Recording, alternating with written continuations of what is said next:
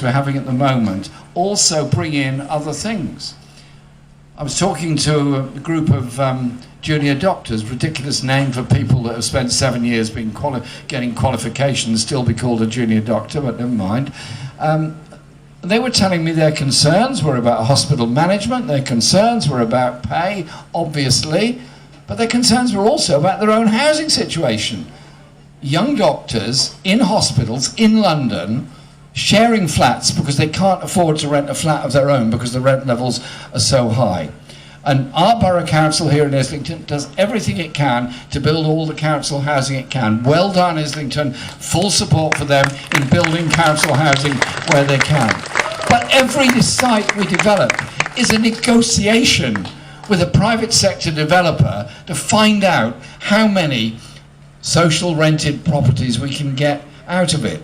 We have a housing crisis, we have a homelessness crisis, and we have a profit and greed crisis brought about by a government that basically empowers the developers and the speculators over local authorities and social housing provision.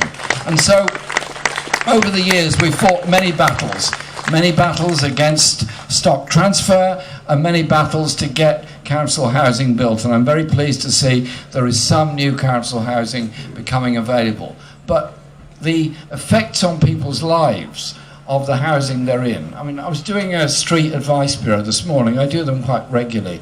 I just go and stand on a street somewhere and see who walks by and what sort of issues they're faced with in their lives. If you're bringing up 4 children, one of whom may have disabilities, may have special needs, and you're living in a 1 or 2 bedroom flat, with the best will in the world, there's going to be stress in that family. With the best will in the world, those children are not going to be able to do the homework in the way that other children can, have got their own bedrooms, their own computer, and a bigger property and a garden to go with it.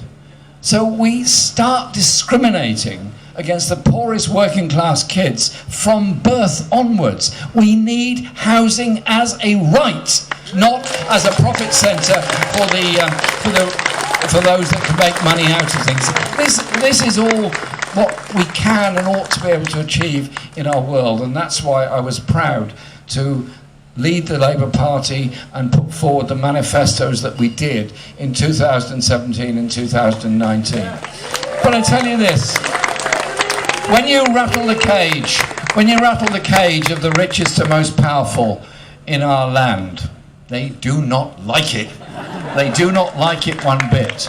And I have to say a huge thank you to the people of this community, my closest friends and comrades and allies, and particularly Laura, my wife, and my children, for the support that they have given during what has often been very difficult times when we've been under the cosh of abuse. But our job is not any stress that's placed on me. It's the stress of trying to bring up children in an overcrowded flat, the stress of being a triage nurse in a hospital when you haven't got enough beds to put people in, the stress of a mental health worker that can't find somewhere to put somebody when they're going through a very bad episode. Those are the stresses we create in our society because we're not prepared to spend the resources necessary to give people that decent life that they could and should have. And so our job is to do that, but our job is to unite people. Our job is to give people hope. And I'm full of hope of what can be achieved. And our borough represents people from all over the world. There are maybe 100 languages spoken within our borough. I don't know the exact figure, but there are a very large number. There are people from all over the world, and they teach us all so much. They teach us what they want to achieve and the contribution they want to make to our world. So when our media throw out abuse at people who are asylum seekers and refugees, I just say, whoa, hold it for one moment. Just hold it. Those people that fled from the pogroms in Russia in the 19th century, Jewish people driven out of Russia in the 19th century, made their homes in the East End of London, made a fantastic contribution to our lives. Those that were driven out of Germany and Austria by the Nazis in the 1930s made their homes in this country and made a fantastic contribution